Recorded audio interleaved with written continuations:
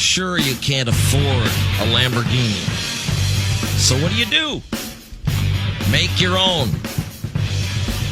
That's what Sterling Backus did, or is doing, I should say. Not in a traditional way. He is making a Lamborghini using a 3D printer. And you can see the pictures, the progress pictures, if you go to twodorks.com. Sterling is on the phone with us. And Sterling, you're going to have to remember you're talking to a couple of DJs. We're not very highly educated physicists or physical therapists or something. I know you're smart. Let's just get that out of the way right now. No, I'm passionate, guys. All right. I'm not smart. Awesome. Okay. So, why didn't you just make, if you were going to build a Lamborghini, why didn't you just fabricate it like with traditional methods, whether it be sheet metal or fiberglass or whatever?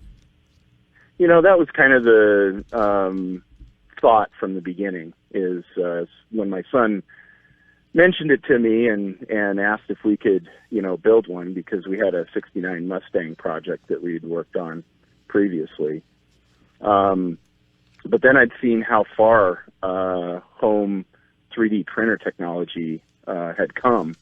And it seemed like, hey, this is a good opportunity to do something fun and cool and see if it works. I didn't even know if it was going to pan out or not, but we sure wanted to try. I was explaining to Dwyer, I showed him a picture, and I saw a demo of a 3D printer about 5 or 6 years ago, and the hobby model that I saw, the real issue was you could see the layers, I guess. And I said it's kind of like you could see the mortar lines on a brick wall. Is that a good explanation? Yeah, no, and that's still the case for depending upon what you're doing. Okay. So for me, the lines are certainly there. Also, there's another digital effect, which is called faceting. What's that? Where you can actually see, if you're looking at a curve, you can actually see individual straight lines across the curve. Okay, that sort of like if you've ever seen the making of Polar Express, where they take the guys and they make that dotted outline. A curve always has, it's not truly a curve, it still looks cubical, I guess. And that's called... That's right. When it's digitized, that's correct. Okay. So, but to get around that, you coat it with something or sand it down? Yeah, I use some fiberglass-filled body filler. Okay. And that smooths out the surface. So that's part of the prep. So, Dwyer, how much of the car will actually be 3D printed? Because obviously the engine, we know that you're not using a 3D printed engine because it's a Corvette engine, but still, is the material and the technology limited? Like Dwyer said, well, I can't imagine he's printing the frame, or are you? No. The frame, we want the car to be safe. So the frame is made with, standard technology. It's all steel, tubular steel. We've welded it together. We could have gone with aluminum, but I don't have that much confidence in my aluminum welding ability. I thought you were a physicist. I am a physicist. I don't know. I took a look at the picture. Now, the article initially appeared on the Drive, and then we have it at twodorks.com too. And I saw the pictures from that article, and it's a picture of these 3 guys in a garage. Well, 2 guys look like they're working, and then there's a kid hanging around there too. And I can't pick out the physicist among any of them, because where's the lab coat and the test tubes and the beakers? Exactly. Yeah, we're not all Big Bang Theory. That's kind of the minority of us. Well, I'm sorry to hear that, because I'm not going to get in this vehicle. I got Frank the Tank from Old School, and then the Earmuffs Kid, and then somebody else standing around a pretend Lamborghini. What the hell is going on? No, but back to the question: do you have a percentage of? What's the percentage of the car that will be 3D printed, roughly? Well, look, all of the body panels are 3D printed. Mm-hmm. So the entire exterior, there's a couple of sheet metal pieces, but most of the exterior. Okay. And then I'm doing some interior parts as well. So you have a huge choice of materials for these kind of hobbyist 3D printers. Yeah. You can even print stuff that's in carbon fiber nylon, which is really tough. The stuff I'm using for the body panels is actually PLA, polylactic acid. And that's actually, I believe, is corn plastic. Okay. It's very stiff, but it's brittle, and it melts in the sun. So you can't just leave that out as your body, so you have to encapsulate it in carbon fiber. Now, what are the challenges with 3D printing? You have to draw up the files. It's not like you just set a body panel down, scan it, and it starts printing. You have to...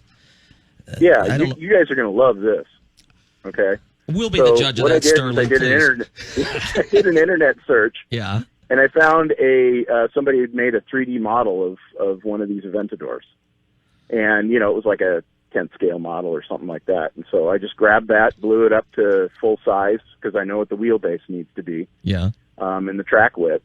And then I just started replicating panels off of that. And then I slice them up so that they have the right size for the printer. And I print out a bunch of panels, and then I butt join them with some glue. And make a panel, then I smooth it out with some body filler, and then encapsulate it in carbon fiber. I can't even get a door to hang straight Yeah. in my house. It's not a joke, Sterling. You should see it. It's a mess. What in the hell kind of... This is insanity. Well, okay, so you started with a 3D printed model that you found. Are they called? What are they called? Vector files, or what are they called? The files. Yeah, essentially that's what they are, right? They're 3D model files. Okay, and you made it bigger, brought it up to scale, 1-to-1 scale, and broke up the parts into a printable form. Did you say? We also changed the parts. We added our own design flair. Like the width of the car is 4 inches wider. We wanted kind of a wide track version. Okay. Or a wide body version. Did you save? And we did change the panels somewhat to our own taste. Did you save all of those vector files, if you will? Because if you did... Yeah, they're free to the public on grabcad.com. No, Sterling, listen.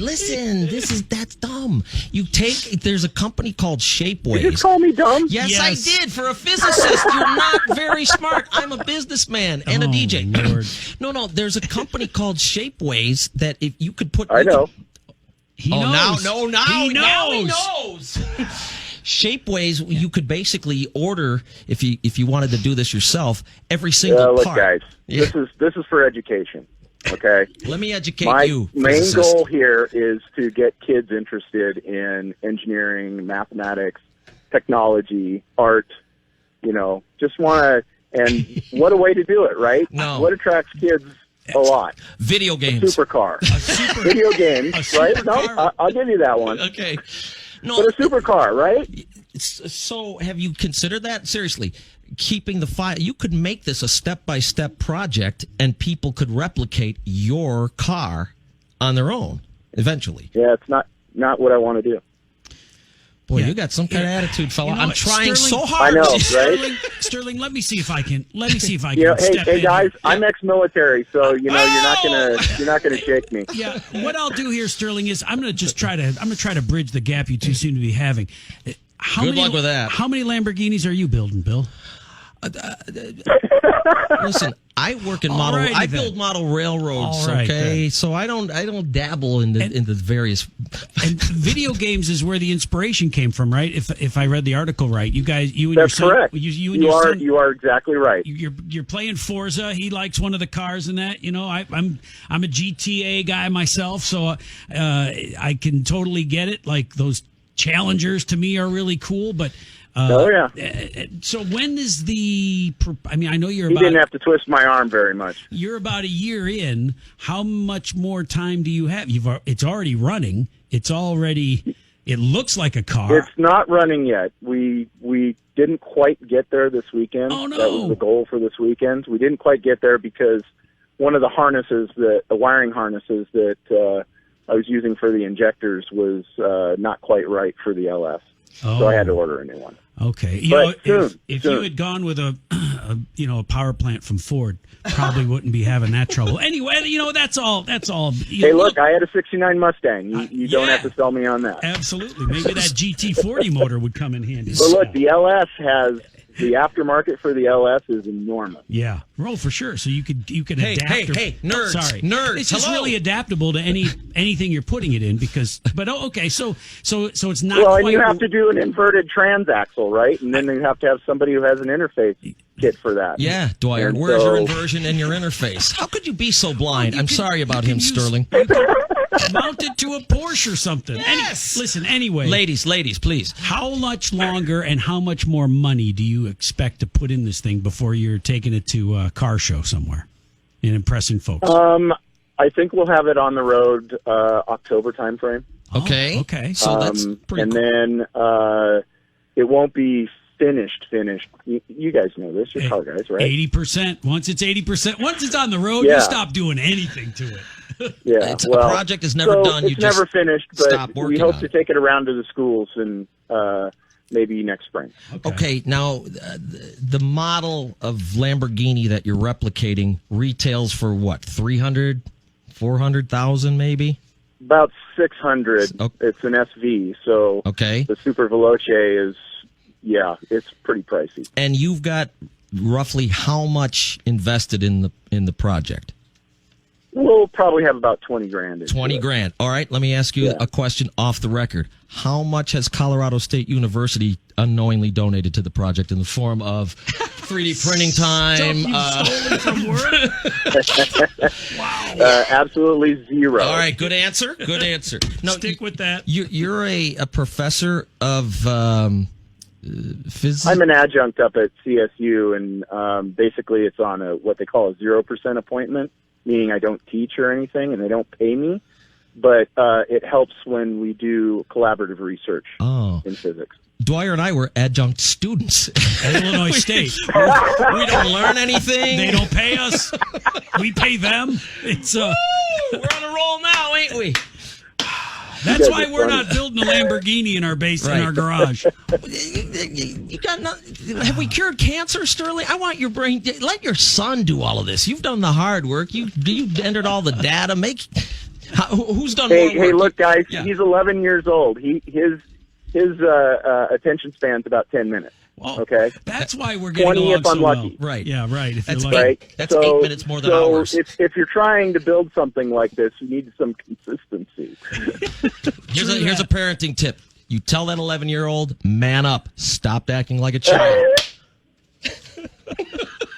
How many kids do you have there, Sport? 3. You want any of them? Take your pick. Well, I got the same number, so All right. I understand. Yeah. So no, I see the pictures, and I'm sure it's a fun father-son project. He obviously likes helping dad, and you like working with him, teaching him, working it. There's always that's the side part of it. That's one of the side benefits. It's the time with your Oh, kid, yeah. right? Yeah. Who told you that it couldn't be done when you first mentioned the idea of 3D printing a Lamborghini? Who said they're never going to work? Myself, mostly. You're a very negative fella, I Sterling. had nothing to go on, right? There was no information out there on doing this, and so I was the most skeptical. But what the hell? Give it a shot. And what's I mean, that's how science works. yeah? Is that we just try really crazy stuff, and sometimes it works. I'm sure you remember one of the first times we were exposed to 3D printing, the idea of it. It was hard to grasp the concept. But the story was that, I don't know what university or where it took place, but they 3D printed a hammer. Do you remember that story?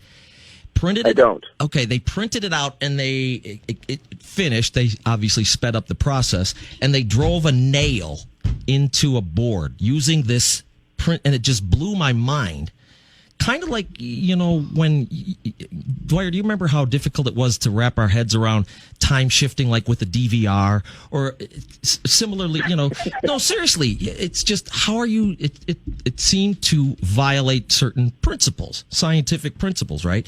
So you printing this, because you're thinking toner cartridges and paper, but here it is, how are they doing this? So if they can 3D print a hammer, why couldn't you 3D print the frame? Or has it just not progressed that far in terms of strength and structural support? I think people are working on that. So, okay. And it's probably not released yet because it's a lot of secret sauce for those companies. Yeah. But the point is that right now 3D printing is slow. Okay. Yep. So, for instance, Koenigsegg 3D prints their multi-stage turbo in titanium. And it's the only manufacturing process where you can make that structure. But they're doing such low volume that it's economic for them now. So you're going to start seeing those kinds of parts, one-off parts. But the machines are going to get better and better, and you're going to start seeing them more and more in manufacturing. Well, and there's medical applications. They will be 3D printing body parts, whether it's a heart valve or organs. Something. That's right. And I kind of liken it to, the cell phone you have in your hand today has more computing power than all of NASA's computers that put a man on the moon. Someday we'll get to that point when it comes to 3D printing. In the process of 3D printing a Lamborghini, what is the most difficult step, I guess? I would say the carbon fiber infusion process. And what? It's just not. That had a pretty steep learning curve. I screwed up a lot. Well, what is it? Carbon fiber infusion. For the people in the audience who don't know, Sterling, you and I are on the same. What is it? What does that mean? We take carbon fiber mat and we wrap it around the part, and then we put it in a vacuum bag. And we pull a vacuum on it, and what that does is it makes the atmospheric pressure push down on the part and squeeze everything together. And then you feed epoxy into one side and pull it out the other, and that infuses into the carbon fiber. It cures, and you pull your part out of the bag. So is that similar to like a fiberglass process for if you were making? Yeah, I think they've done this in fiberglass for molds and things of that nature. Okay. Most times they just lay it in because it's easier, but I've seen some videos where they've done this for molds. I know this is going to seem a little elementary to you, Sterling, but I just this whole conversation was in that realm, Dwyer. I just finished putting the window in the convertible top of my daughter's Beetle because it had separated. The glass had separated from the canvas, and I used this crazy ass glue that I got from a BMW guy. And the first thing he told me is, "Don't get it on your fingers," because. Right. And so the first thing I did is got it on your fingers. I got it on my fingers. Right. And then I stuck my two fingers together while I still got the tube in the other hand. I don't even have the thing capped. Now everything is okay in his world, left and right hand. So and you probably are not like this at all, but would it make you feel better if I told you I've done stuff like that myself? It really would. And that's what I was going to ask is what part of this did you just were you not patient enough and you're like, I really want to see these two pieces, how they fit together. So I'm just going to go ahead and stick them together, even though because there's got to be moments where you need a little more gratification from the process than you're getting. Like I said, guys, I'm just like you. I do stuff like that. But when you do it, you have a degree in physics. Would you call our wives? I learned from it. Would you call I learned from it. I don't do it again. Damn it! That's the difference. That's the difference. Sterling, would you call our wives and tell them, as a physicist, you're married to a guy who is this close? Because I'm just like him. They'll probably hang up on you, but it'd be worth a shot. Oh. So I can help you out there. I just want to give up. I'm telling you. So how many people, car guys, have reached out to you? Because it's kind of a groundbreaking thing to help? Are there other people doing the same stuff right now? I did an interview about 6 days ago. Uh-huh. That was the first one I did for the media on, I think it was 3D Media Network. And they, after the story launched from there, it just exploded. So I have no idea. I'm trying to answer questions as fast as I possibly can. What a downward spiral your career has taken. You went from 3D Media Network to Two Dorks Radio Network. Ouch. Well, I thought this was an upgrade. Yes. That's kind of how it was sold to me. No, that's a typo. Up yours, not upgrade. You got to read the fine print, my man. Yeah, I sure do. I'm not a lawyer, so. Well, is there? Okay, here's a great question. What's the weight difference? Any idea? I think they mean 3D. So last time I weighed the car, it was around about 1,000 or 1,100 kilos. So for you guys, that's about 2,400 pounds. Or a whole lot of cocaine.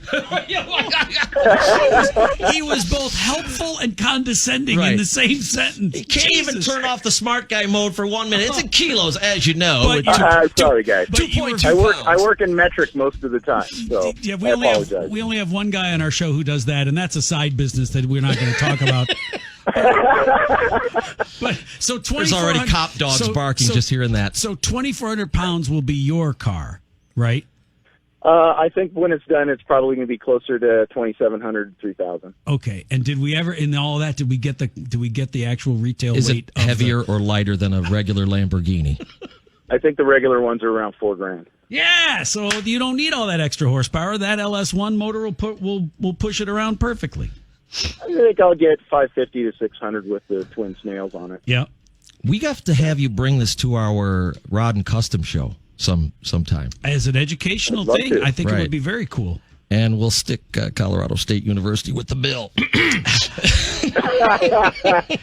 I'll stay in touch with your progress because we do it in January, so it'd probably be pushing it for your timetable. I don't want to make you commit to something, but we'd love to bring it out. And seriously, we think the concept of the project is so cool. And we do other things like one of the things we do at our car show in January here in the Quad Cities. It's cold, but we do it inside. Last year we started doing an engine build for kids, and we build a complete. Cool. We do a complete engine build, and kids only. They come by and they wrench on it to whatever their degree of ability is. And we have some great techs who are from a local race company, and then any kid who worked on it at the end of the show has a chance to win it. But it's very similar to, it seems like what you're trying to capture here is the imagination of technology, the imagination of hard work and reward, the everything that goes into your car. It seems to be something that kind of aligns with part of the show that we do here in January. Yeah, that's exactly right, guys. I would love to do that. All right. Well, I'll keep in touch with you then, and we'll see what your progress is and your ability to move this thing, and we'll see if we can make it a reality. I would love to see this car. I would love too. to see it. It's certainly ambitious. I mean, it's just it's mind-boggling. Just the idea. Where do you even begin? Right. You know. Yeah. But now you're near the home stretch, and the 3D printed Lamborghini should be done in just a few more months. So Yeah. all Very right. cool. Very All right. cool. You may have heard of our show. It's the Mensa Hot Rod and Custom Car Show. Maybe you've heard of it. Right. Yeah. Yeah. No. It's pretty exclusive. Yeah, exclusive group of guys that are involved in it. It's just me and Dwyer so far, Right. but we're taking apps if you want. I see you're recruiting. Yeah, Okay. yeah. Very nice. All right. Well, hey, it's been a pleasure talking to you, and seriously, we would love to see this thing at our car show That would be sometime. cool. I don't know if you've had You any bet. Thank requests, you guys but for we're having first. me on. I'm in awe of the attention it's been getting. Yeah, well, it's a And, first. I really appreciate your guys' time in kind of spreading the project and potentially getting some kids interested in doing this. Right on. Absolutely worth it. That's awesome. Right on. All right. Have a great day. Thanks, Sterling. See you, man. All right, you guys too. All right. Bye. Bye. Bye-bye. All right. Go and see those pictures. It is pretty cool. Yeah. The 3D printed Lamborghini. So it's a $600,000 vehicle that he's going to have completed for about 20 grand. Yeah, and you said something right at the end of our conversation. The idea to start. That's the thing that I think keeps 90% of us away from doing something stupid.